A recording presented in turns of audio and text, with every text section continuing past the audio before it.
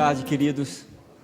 É um prazer, acreditem, é um prazer de verdade, não é só retórica, poder ver vocês mais uma vez aqui.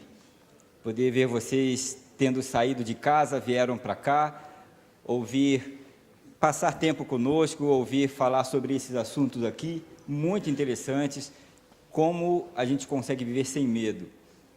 Olha, acreditem, eu estou muito feliz de ver vocês mais uma vez.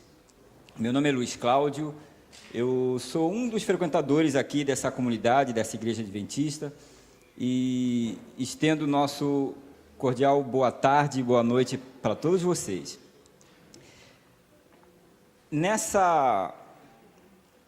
início de segunda série, vamos dizer assim, né, nós fizemos um mês com um determinado tema, e hoje, exatamente hoje, a gente está começando um outro tema. A gente está falando sobre sem medo, como viver sem medo.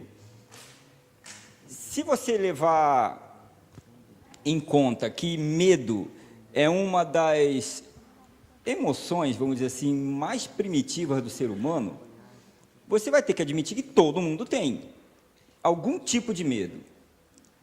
Algum tipo de medo você tem. Não adianta dizer que você não tem medo de nada, porque só o Chuck Norris, o lutador de karatê lá que está se aposentando. Fora ele, assim que ele morrer, não vai ter mais ninguém que não tenha medo de nada. E o medo nem precisa exatamente combinar com você, não. As pessoas, às vezes, têm medo que não se explica, não se combina. Não combina com a pessoa. Eu tenho 3 cunhados que têm uma característica em comum. Todos são muito grandes. Tem 1,90 m e pouco e alguns são grandes. Um deles, eu não posso falar o nome dele, né? Não, pega muito mal. Johnny, vou salvar você, não vou falar. Ele é um cara muito grande, tem 1,95 m, eu acho. Ele precisaria perder uns 50 quilos para ficar igual a mim.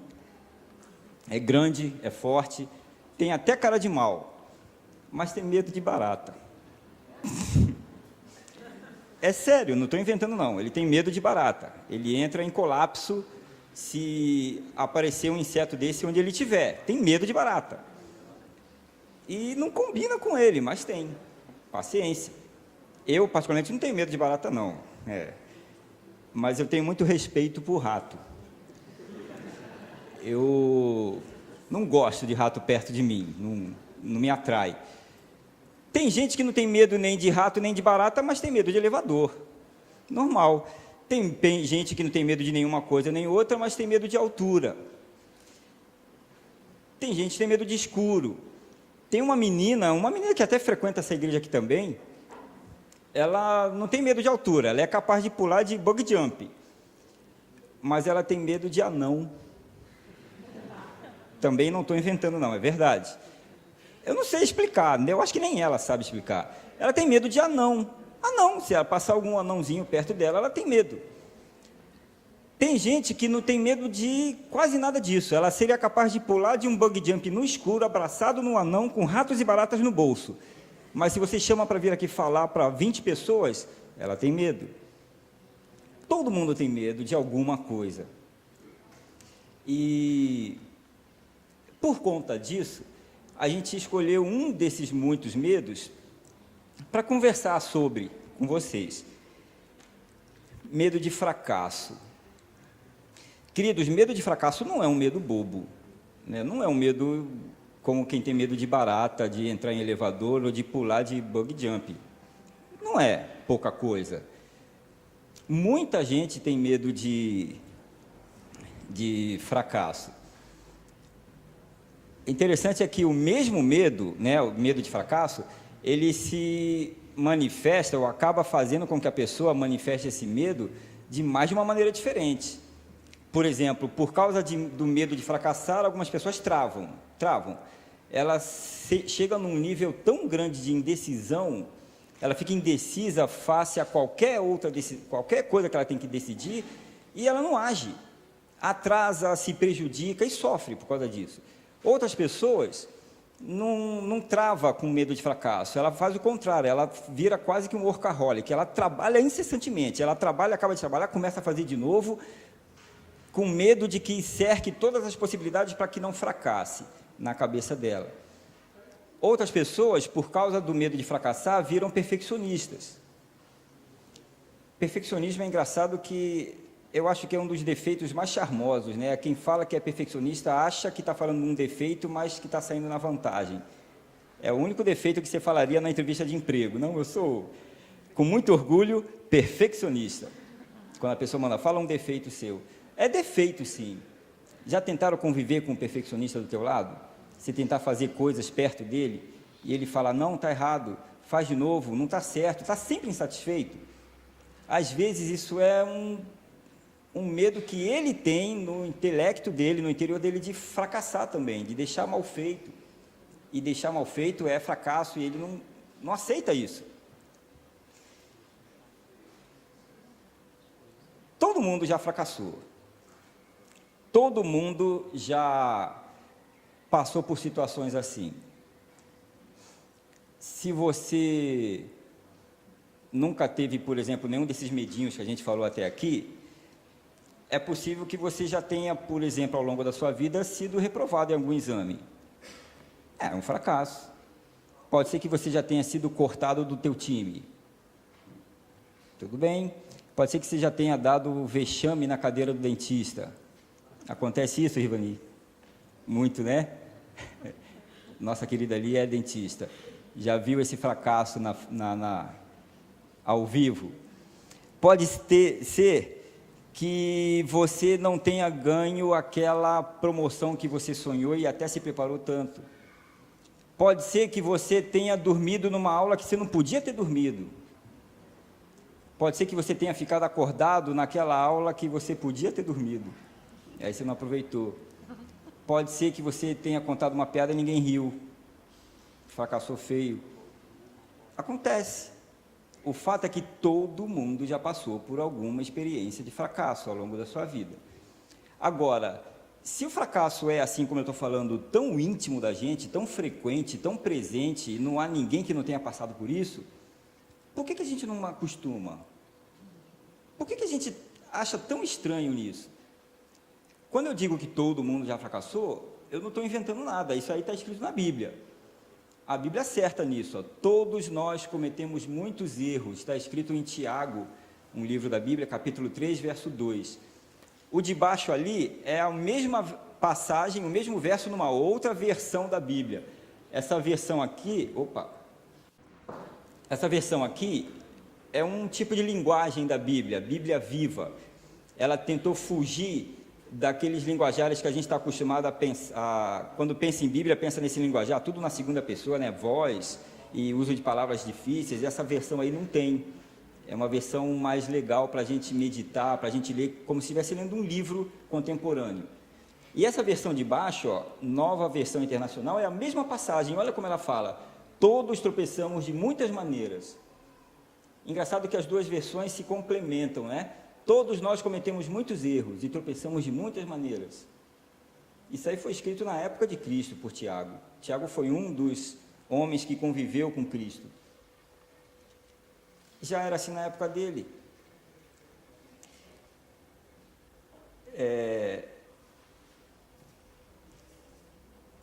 Por que será que a gente não aprende a conviver com o fracasso? Por que será que muitos de nós têm tanto medo de fracassar? Olha, eu não sou especialista nas ciências de psicologia, psiquiatria, mas parte da explicação reside no fato da nossa cultura.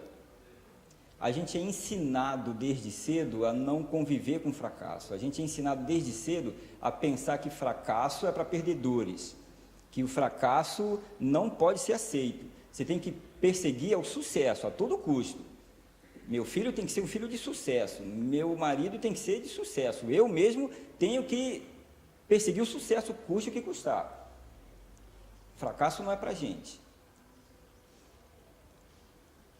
A gente chega a pensar até que é mais valioso uma pessoa que chega ao sucesso sem nunca ter fracassado, o que não existe, do que alguém que alcança o sucesso, mas tendo tropeçado e fracassado algumas vezes. Porque ambos têm sucesso na vida, mas aquele que chegou ao sucesso fracassando vale menos do que o que chegou ao sucesso de primeira. Quase não existe essa situação, e a gente idealiza isso, acha que isso seria o ideal, o bom para a gente. Na verdade, queridos, essa questão de fracasso, como eu estou falando, que sempre existe e sempre vai existir, todos vocês já passaram por alguma situação de fracasso, eu também, mais de uma vez, mais de duas também, todo mundo já passou por isso. A gente conseguiria atenuar, né, dar uma explicação para isso, se a gente colocar que é tudo uma questão de perspectiva, é ponto de vista. As pessoas que são conhecidamente vitoriosas na nossa cabeça, que a gente vê na mídia, e que são pessoas que servem de exemplo e que você gostaria de citar como exemplo para os seus filhos, todas essas pessoas que alcançaram o pleno sucesso na sua vida, tem muito claro para elas que atravessaram situações de fracasso. E todas elas têm algo em comum, além do sucesso propriamente dito. Elas enxergam o sucesso como uma passagem no caminho para o sucesso. Elas enxergam o fracasso como uma passagem no caminho para o sucesso. Elas enxergam o fracasso como uma circunstância que aconteceu na vida. Não era o fim daquilo.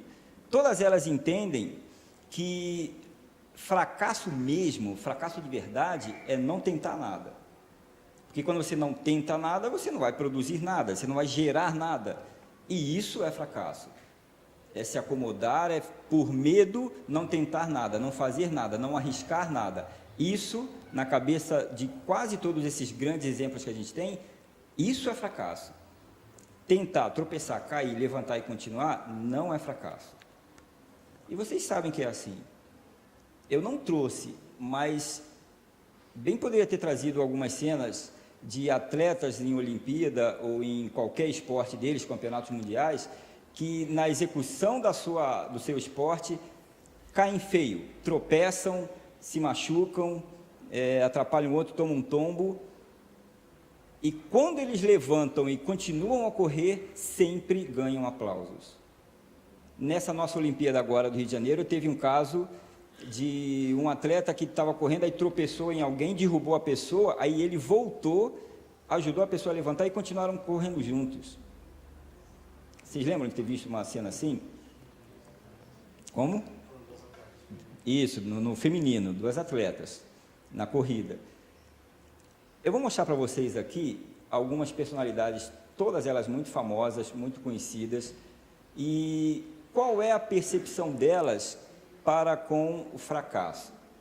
Todas elas ali chegaram até o sucesso, aquela situação em que você diria assim, poxa, ele chegou no topo da carreira dele. Poxa, se eu pudesse fazer igual, eu faria.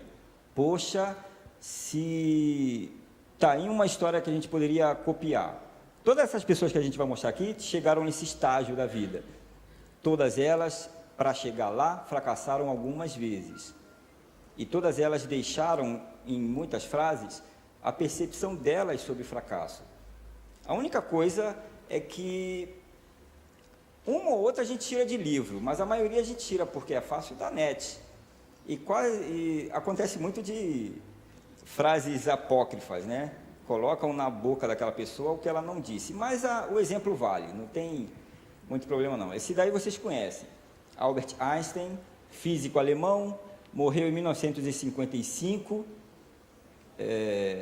não faz lá grande tempo assim, né? Seus pais, seus avós, ou talvez alguém daqui tivesse nascendo nessa época aí. A frase que ele deixou: quem nunca cometeu um erro, nunca tentou nada de novo, nunca tentou nada novo. Ou seja, se você experimentou alguma coisa nova, diferente do que está todo mundo fazendo, é muito provável que você tenha experimentado o fracasso alguma vez. E o que tem de errado nisso? Nada. Pelo contrário, ele está falando assim, ó, se você quer experimentar alguma coisa nova, fique sabendo, você vai errar. É como se ele estivesse falando aquela passagem de Tiago, todo mundo erra. Fique sabendo, mas isso não tem nada demais. Woody Allen, cineasta, nasceu naquela data ali, 1935, está vivo ainda, produzindo ainda. Ele disse: se você não fracassa às vezes, isso é sinal de que você não anda fazendo nada de inovador. É uma percepção muito parecida com a do anterior, do Einstein. Se você quer dizer para mim que não fracassa na sua vida, não experimenta o fracasso, isso não me impressiona, porque isso quer dizer que você não está tentando nada de novo, você só está fazendo as coisas que todo mundo faz. Você vai ser mais um, apagado na multidão. Esse aí, Marilyn Monroe, atriz norte-americana, essa frase dela parece até que ela está se desculpando, né? Parece que alguém chegou para ela, cobrou e ela respondeu. Você falhar uma vez não significa que vai falhar sempre.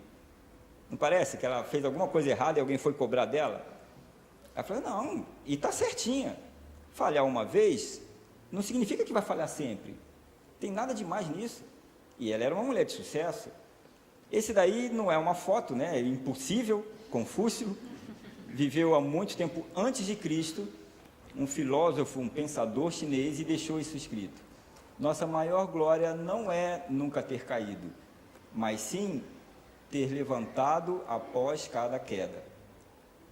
Ele é conhecido como um grande pensador e um grande ensinador, né, Confúcio. Muitas frases e muitos ensinamentos são atribuídos a ele. Ele está dizendo aí que não tem nada demais em cair, mas tem em ficar caído. Não tem nada de errado em tropeçar, em fracassar. Agora, não se atreva a continuar parado, prostrado, fracassado. Isso sim está errado.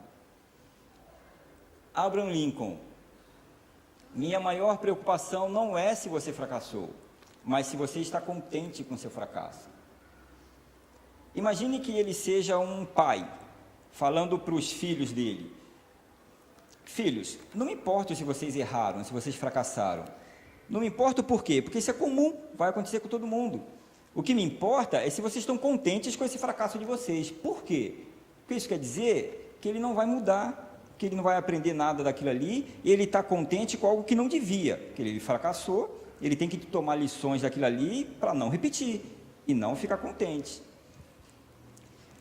Esse aqui, Benjamin Franklin, foi a frase que eu mais gostei quando eu estava pesquisando. Repito, não sei se é dele. Tomara que seja. Mas se não for dele, o autor perdeu a chance de se apresentar para o mundo. O fracasso quebra as almas pequenas e engrandece as grandes. Assim como o vento, o mesmo vento que apaga a vela, atiça fogo na floresta. O mesmo vento que faz uma coisa, também faz a outra. A vela é muito pequenininha, o fogo na floresta é muito grande. A alma pequena vai se manter prostrada, apagada, vai se quebrar perante o fracasso. Mas a pessoa que pensa grande, a pessoa que quer tirar proveito e continuar crescendo, ela vai parecer o fogo na floresta, ela vai tirar lições daquilo. Mais uma frase, C.S. Lewis, um escritor britânico muito conhecido entre os cristãos, porque ele era ateu e se transformou em cristão, e como ele era muito inteligente, ele tem muitas frases de efeito também ao longo da vida dele depois que se converteu. Ele é o autor daquela série Crônicas de Nárnia, da obra literária. Fracassos são placas na estrada para o sucesso. Ele está trilhando um caminho para o sucesso. O objetivo dele está lá no final. As placas no meio do caminho são placas. São importantes, te avisam, te ajudam, te orientam, mas você passa por elas e elas ficam. O teu sucesso está lá na frente, teu objetivo está lá na frente. Fracassos são placas. Você encontrou com um fracasso, aprenda com aquilo e não repita, e continua o seu caminho, deixa aquilo para trás.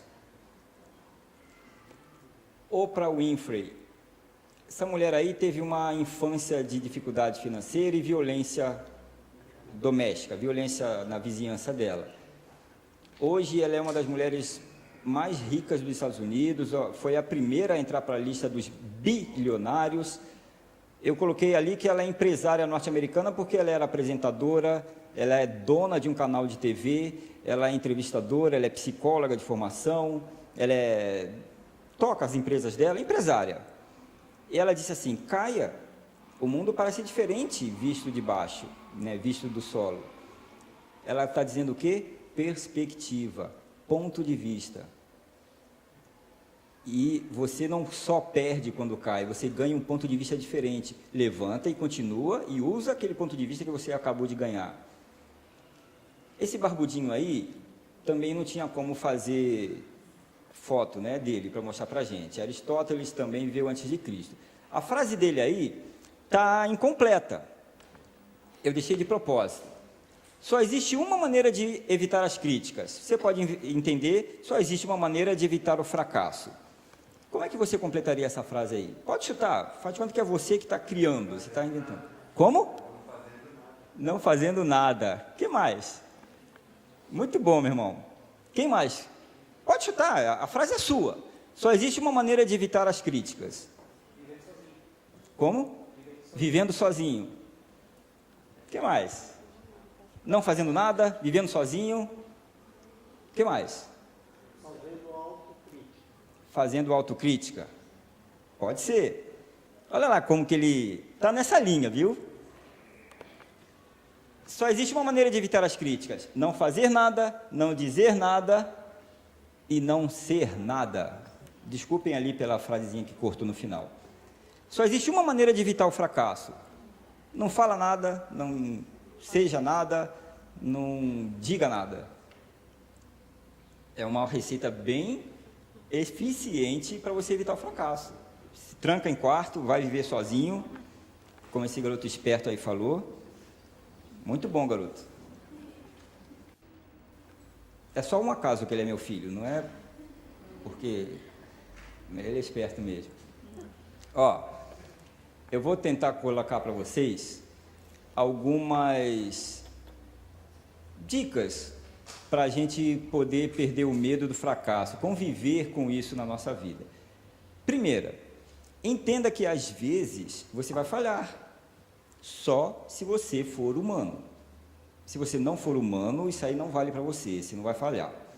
Se você é humano, entenda, meu querido, você vai falhar, é inevitável, mas isso não é o fim do mundo.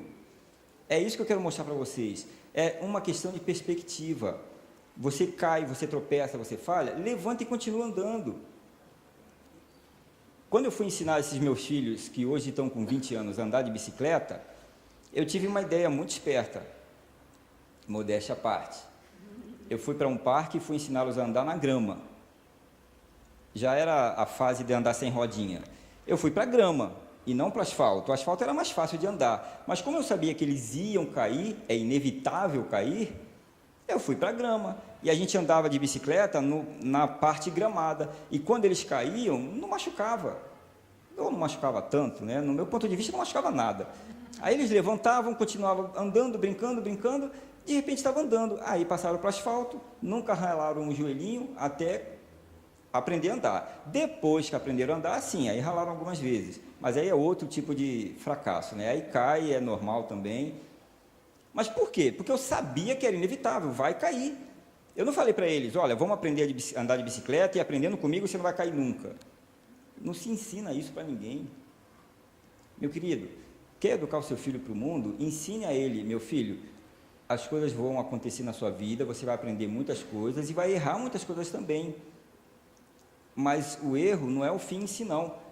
Errou, entenda por que você errou e continua fazendo de novo. E vai para frente. Dica 2. Não personalize sempre o fracasso. Olha, provavelmente, o fracasso que você cometeu pode ser por causa do seu jeito de ser. Pode ser, sim, por sua causa. É por causa da sua característica, porque você é teimoso, porque você é perfeccionista, ou porque você escolheu errado. Pode ser. Mas não sempre. Pode ser que tenha sido por causa de circunstâncias, coisas que você não pôde prever. Você deve, com isso, querido, evitar aquela que a gente chama de crítica autodestrutiva. Você não pode ficar achando que errou e fracassou porque você é assim. Ah, eu sou assim e paciência, não tem como, eu tenho que acostumar comigo mesmo. Absolutamente, querido. Se você cultiva esse tipo de pensamento, isso destrói, isso corrói a sua autoestima, isso atrapalha você a conseguir aquele sucesso que você estava tentando, não ajuda em nada. Esse tipo de pensamento não ajuda em nada. Às vezes vai ser por sua causa, sim. É provável que isso aconteça. Mas, mesmo assim, é possível mudar, é possível aprender com a queda, com o fracasso. Outra razão para você... Outra dica para você tentar conviver com o fracasso. Ninguém é bem-sucedido o tempo todo. Na verdade, ninguém é bem-sucedido a maior parte do tempo. Eu já tentei assistir partida de beisebol. Na TV passa num determinado canal ali. Eu não consegui. Não consegui porque eu ficava tentando... Primeiro que eu não conheço as regras, e depois eu ficava esperando aquela jogada que a gente sempre vê no filme. O cara lança a bola, ele rebate, a bola vai do lado de fora do estádio. É isso que a gente quer ver. E nunca acontecia aquilo, eu ficava olhando, ficava 15 minutos, o cara jogava a bola, o rebatedor, que era campeão, rebatia, a bola batia no taco, ia para o chão, ia para lá, e ele ainda assim saía correndo igual um doido. Eu falei, isso aí não tem graça. Aí eu fui ver que... Entre os jogadores de beisebol, eles falam que os grandes campeões, aqueles caras que viram ídolo nos Estados Unidos, no Japão, nos países que, em Cuba, né, são os países que têm como principal esporte beisebol, eles têm um índice de acerto de 30% a 33%. Sabe o que isso quer dizer? Que são 70% de fracasso.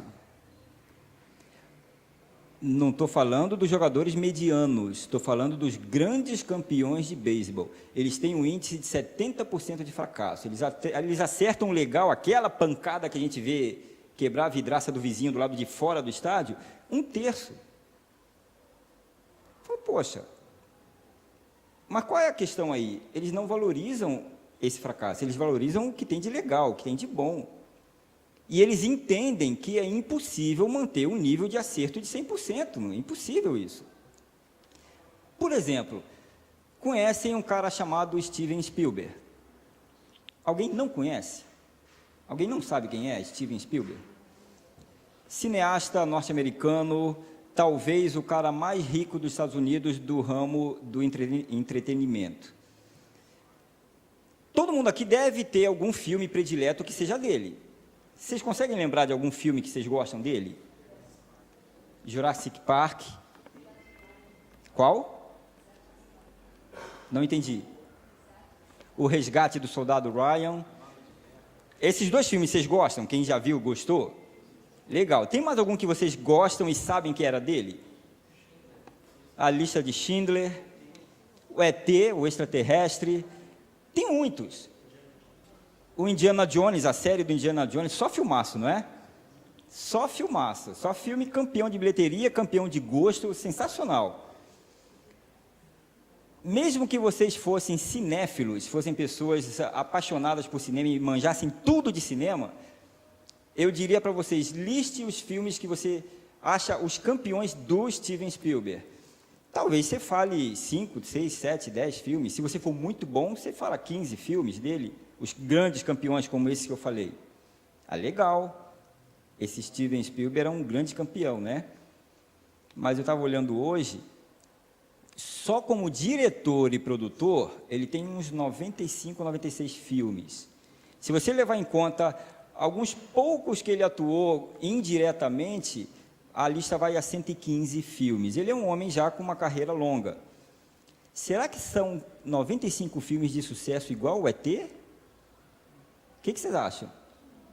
Será que ele fez 95 listas de Schindler, assim, sensacionais, daquele jeito? O que vocês acham? Óbvio que não. Óbvio que não. Eu tentei fazer um gráfico, assim, dos filmes dele, né, de bilheteria, para vocês verem a oscilação, mas não consegui fazer isso não, era filme demais, eu não achei a informação para tudo. Mas, olha, impossível ser bem-sucedido o tempo todo. Isso quer dizer que em alguma parte do tempo vai haver fracasso na sua história. Aí é para você desistir, pula da ponte, mete a mão na boca e rasga? Não, querido, é da vida. aprenda e continua a vida, continua vivendo. Outra coisa, aprecie os benefícios do fracasso. Quem foi que falou que tem benefício nisso? Fracassei, maravilha, glória a Deus, porque eu fracassei. Quem gosta de se sentir fracassado aqui? Que benefício tem em ser fracassado? Olha, benefício em ser fracassado, ninguém gosta, mas tem.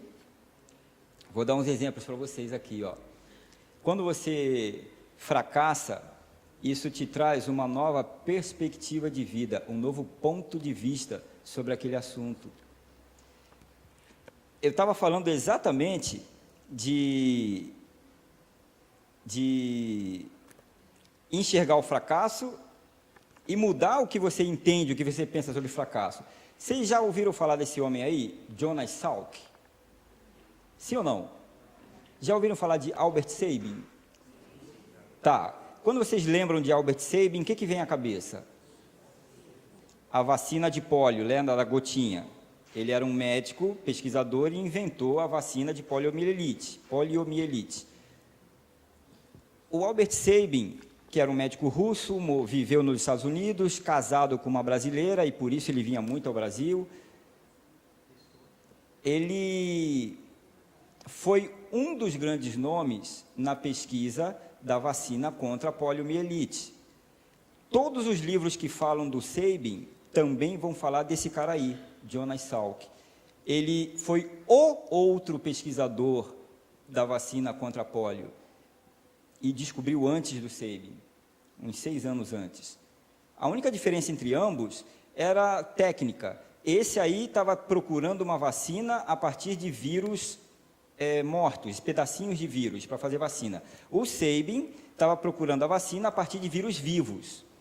Ele queria inocular em alguém para produzir anticorpos a partir de vírus vivos, o outro a partir de vírus mortos. É diferença técnica.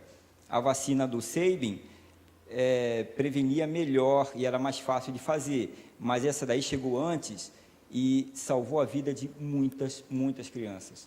E esse aí, tanto quanto o outro, abriram mão da patente para que a vacina pudesse ser produzida e alcançasse todo mundo. Ele não ganhou nada com a vacina, só a fama. E pouca, né? Porque pouca gente sabe, porque veio o Albert Sabin um pouquinho depois. Ele tentou mais de 200 fórmulas da vacina da poliomielite. Mais de 200 vezes. Não sei quantas exato, mas deve ter sido 200 e pouquinho só. Ele tem uma frase que ele costumava repetir cada vez que as pessoas falavam com ele. Ele falava assim: eu não falhei 200 vezes. Na minha família eu fui educado a não usar a palavra fracasso. O que aconteceu foi que eu descobri 200 formas de não usar a vacina contra a poliomielite. 200 fórmulas erradas. É importante saber que aquela fórmula é errada?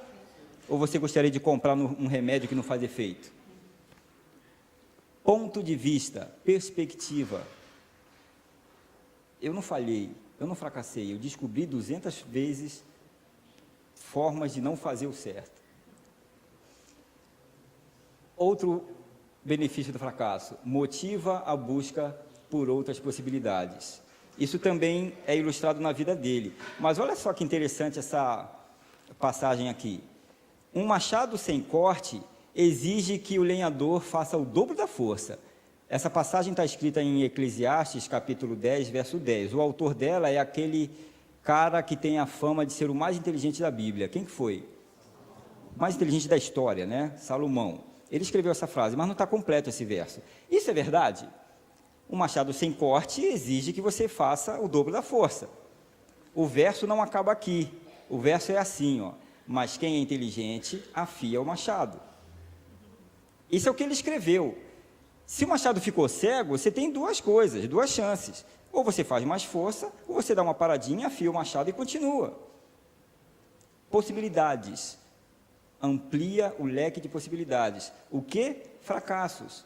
Trabalhar com um machado cego, poxa, não deve ser legal. Mas você, a partir do aparente fracasso, você estuda e descobre e usa novas possibilidades. Outro benefício, ensina o valor da persistência. Vocês viram o exemplo do Jonas Salk. Vocês sabiam que todo remédio que a gente compra na farmácia, se ele tiver passado pela fase normal de descoberta, produção, desenvolvimento, a partir do momento em que um cientista pensou, não, vamos bolar um medicamento para pressão alta.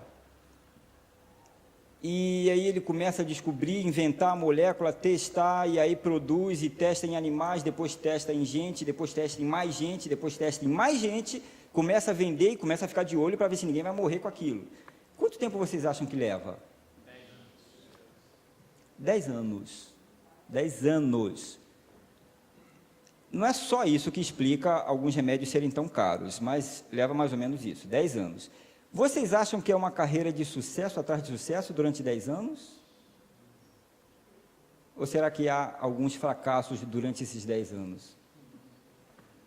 Tem tantos remédios que chegam no mercado depois dos 10 anos e quando começam a ser usados em larga escala, eles apresentam um efeito colateral que é perigoso e não apresentou antes nos testes e o laboratório tem que recolher, acabou, não vende mais. 10 anos de pesquisa, 10 anos de tempo, 10 anos de salário, 10 anos de cientistas pesquisando, jogados fora. Mas os laboratórios desistem, os cientistas desistem. Já pensou se esse cientista, o próprio Sabin também, tivesse desistido com a 100ª tentativa de fórmula? Ele até ia justificar, ele falou, não, já tentei 100 vezes, não aguento mais, não, é impossível achar uma vacina de pólio. Chega, vamos tentar outra coisa, vamos tentar uma vacina contra mau hálito. Para pólio não existe mais não. Que terrível, né? Se não tivessem pessoas que tratam o fracasso como um detalhe no caminho para o sucesso. A gente ia perder com isso também.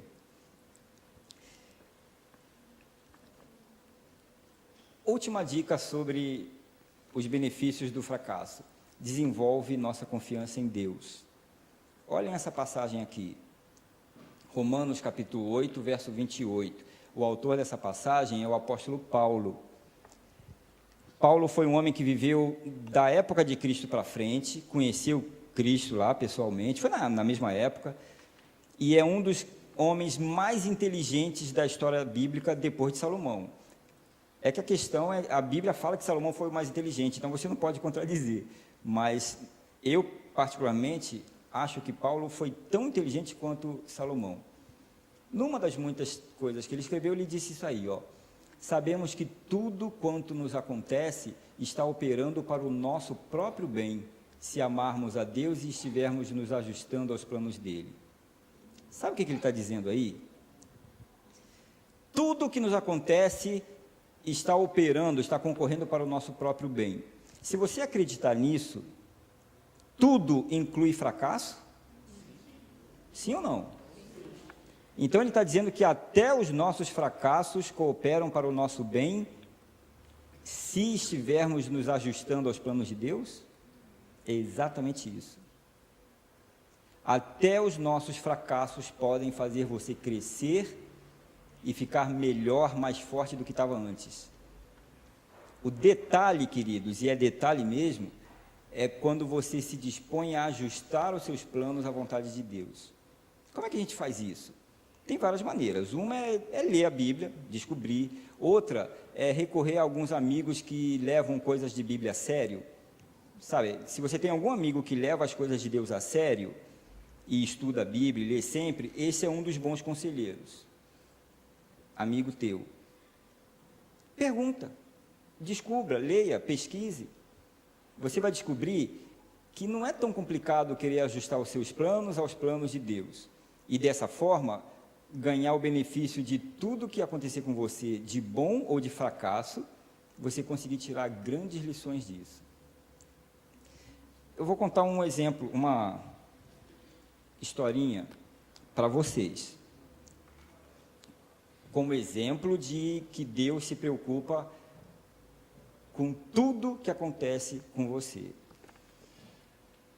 Quando meus filhos eram pequenos, eles têm 20 anos hoje, então eu vou falar talvez de 15 anos atrás, um pouco menos. Era costume, nas férias deles, a gente levá-los para o Rio de Janeiro, onde moram os avós, e eles passavam as férias lá quando eu e minha esposa não estávamos de férias.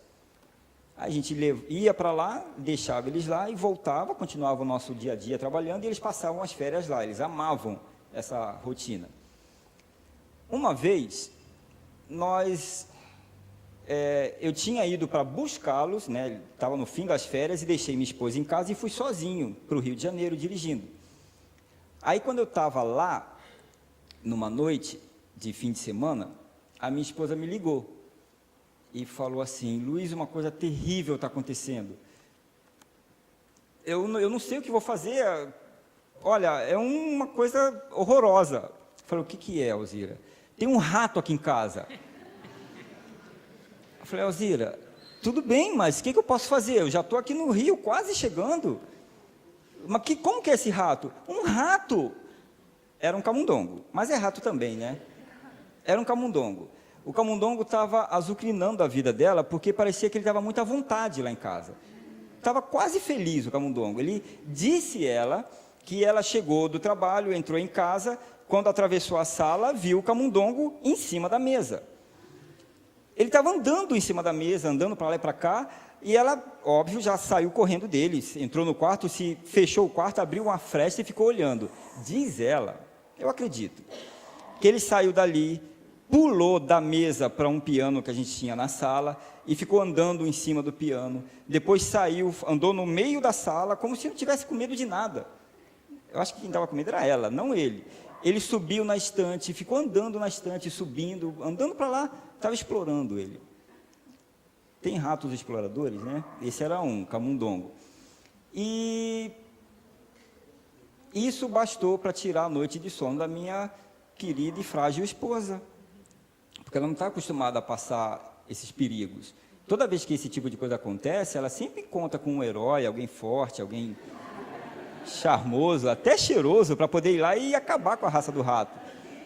Sempre fiz isso por ela com muito orgulho. E agora ela não tinha ninguém.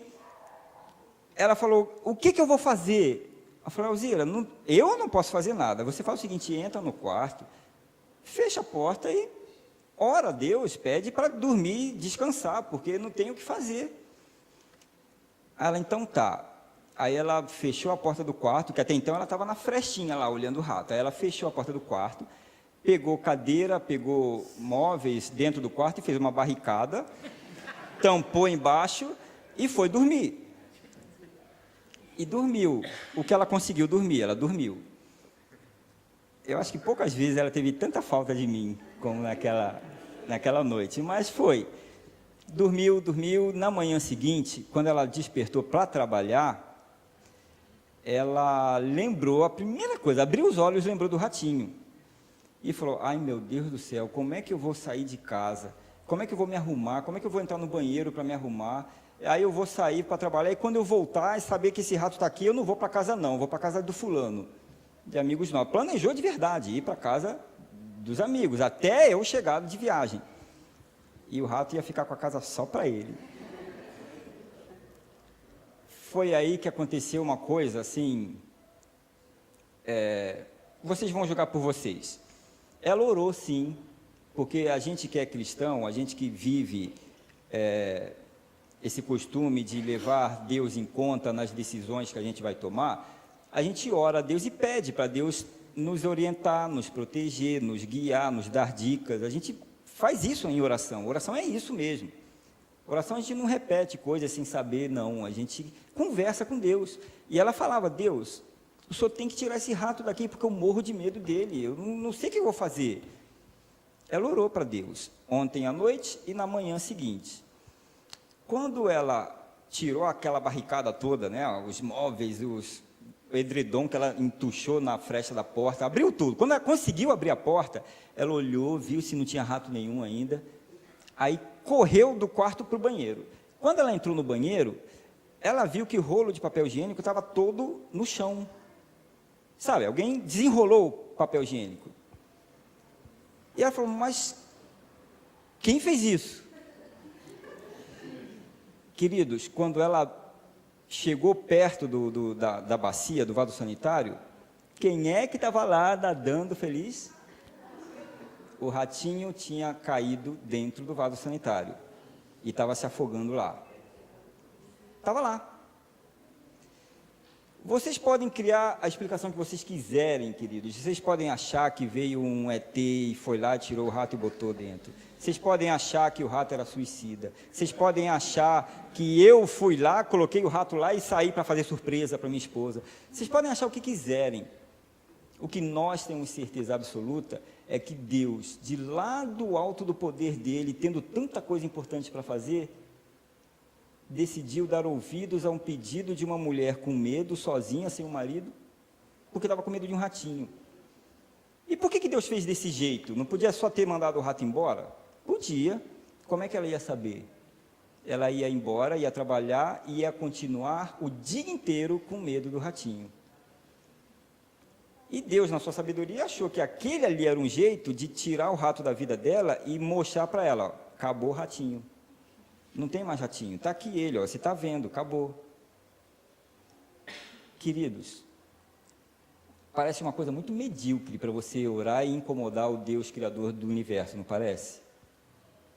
Você teria coragem de chegar para um prefeito da sua cidade e pedir uma coisa boba assim? Mas ela pediu para Deus. Mas como Deus é o nosso Pai, é o nosso Criador, Ele tem prazer nisso. Ele gosta de ouvir as suas queixas, as suas reclamações, Ele gosta. Porque é Pai, Ele não é um gerente seu, Ele não é o chefe seu, Ele é teu Pai, teu Criador. Querido, você saiu das mãos dEle. Se fosse para, ao invés de ter criado Adão, ter criado você, José, Maria, Deus teria feito do mesmo jeito. Ele criou um, deu corda e vem criando. Depois disso, todos nós. Deus tem prazer em ouvir os nossos pedidos. Se Ele deu importância a um mero camundongo na vida de uma das milhões de filhas que Deus tinha na terra, você acha honestamente que Deus se preocupa com os seus fracassos? Sim ou não? Tenha certeza disso. Nunca mais você terá o direito de ter dúvidas se Deus se preocupa mesmo com os seus fracassos. Deus escreveu coisas na Bíblia para que você lesse e se lembrasse quando você fracassasse. Para quando você tivesse suas dificuldades na vida, seus desânimos que todo mundo tem, isso é normal, está lá escrito um alento para você, um consolo, um carinho, um afago para você. É por isso que eu queria que você, quando fosse embora daqui hoje, agora, você fosse, de tudo que a gente falou, com essa ideia na cabeça. Fracassar é normal, acontece. Se você for esperto, você vai aprender com seu fracasso, mesmo sendo dolorido. Não estou falando que fracasso não dói. Alguns fracassos doem, enchem a gente de vergonha, fazem com que a gente passe o resto do dia ruim, mas o dia seguinte é outro dia. E você tem um Deus que se preocupa com você. Eu até teria mais histórias de coisas pequenininhas e fantásticas assim, mas deixa para outro dia. Saia daqui com essa ideia. O mesmo Deus que tirou o ratinho da vida da esposa daquele cara que falou lá na igreja, é o Deus que vai se preocupar com o emprego teu que está demorando a chegar.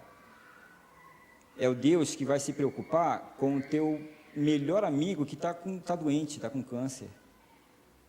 Ou a tua mãe. Aquele Deus que cuidou do ratinho é o Deus que vai cuidar dos seus fracassos. Nunca se esqueça disso, meu amigo, nunca se esqueça, você não tem esse direito. Achar que Deus não se importa não combina com esse Deus. Se fosse um Deus inventado de uma seita qualquer, pode ser que você ganhe os favores dando moeda de troca, qualquer coisa, mas esse nosso Criador não. Ele ama você e Ele disse ali que todas as coisas, incluindo os fracassos, contribuem para o teu crescimento, o teu acúmulo de experiências, o teu amadurecimento, se você aceitar que aquilo ali pode melhorar a sua vida. Eu convido você a ficar de pé agora e não esqueça dessa verdade que a gente acabou de ler ali. Nosso querido Pai, nós te agradecemos muito, querido Deus, porque sabemos que mesmo vivendo num mundo onde ainda tropeçamos, levamos tombos, caímos, erramos, pecamos, mesmo assim, o Senhor é um Deus que se importa conosco, se importa com o nosso bem-estar, se importa com os nossos fracassos, se importa com os nossos sucessos. Pai, muito obrigado, porque o Senhor é um Deus assim. Deus querido, eu quero te pedir que o Senhor olhe de modo especial para cada filho seu que esteve aqui nessa noite. Cada um de nós, amado Deus, que gastamos esses últimos minutos aqui ouvindo isso a teu respeito, que nós possamos sair com a certeza de que o Senhor se importa sim com o nosso bem-estar, que o Senhor não tem prazer nos nossos tombos e que o Senhor, ao contrário disso, vai estar lá esperando eu tocar no assunto contigo. Pai querido, obrigado porque o Senhor é um Deus que nos ajuda. Obrigado porque o Senhor é um Deus que nos perdoa. E obrigado porque o Senhor é um Deus que nos ama. Quando sairmos daqui, protege-nos até chegarmos ao nosso lar.